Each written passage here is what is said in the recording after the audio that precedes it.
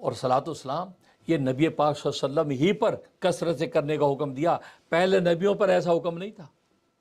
اس کی وجہ یہ ہے کہ اصل میں ہوا یہ تھا کہ پہلے انبیاء جب اپنے وقت میں آئے اور وہ اپنے جب معجزات دکھائے تو امتوں نے ان کے معجزے دے کے ان کو خدا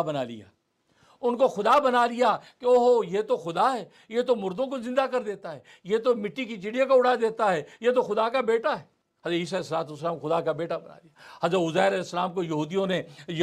خدا کا بیٹا بنا لیا، تو ان کے کمالات اور معجزات دیکھ کر ان کے لیے خدائی کے یہ فیصلے کرنے لگ گئے۔ تو اللہ تبارک و تعالیٰ نے یہ چونکہ نبی آخر زمان تھے، آپ کے بعد کوئی نبی آنے والا نہیں تھا، اس لیے آپ پر خود امت کو حکم دے دیا اس نبی کے لیے رحمت کی دعائیں کرو۔ اور ہم کیا کرتے ہیں؟ اللہم صلی علی محمد، اے اللہ محمد صلی اللہ علیہ وسلم پر رحمت نازل فرما۔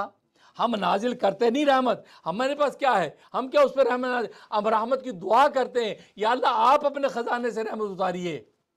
تو جب یہ امتی دعا کرتا ہے تو اس کے دماغ میں یہ بات رہتی ہے کہ ہمارا یہ نبی اس اللہ کی رحمت کا محتاج ہے،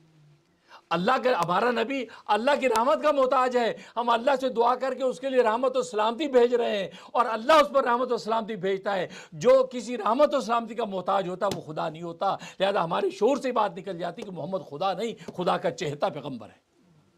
تو شرک کی جڑ کٹ گئی، جیسے پہلی امت شرک کے اندر مبتلا ہوگی معجزے دیکھ کر، لیکن ہم معجزے دیکھنے کے باوجود بھی کہتے ہیں اللہم صلی علی محمد،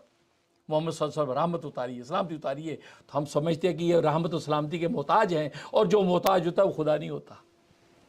اس لیے فرمایا کہ اس لیے صلاۃ و سلام کا کثرت سے حکم دیا امت کو، تاکہ اس امت کے اندر شرک پیدا نہ ہو، کیونکہ محمد مصطفیٰ آخری نبی ہیں، ان کے بعد کوئی نبی آنے والا نہیں۔ اگر شرک نے جڑ پکڑ لی تو بعد میں کوئی نبی آنے والا نہیں جو شرک کی اصلاح کرے گا۔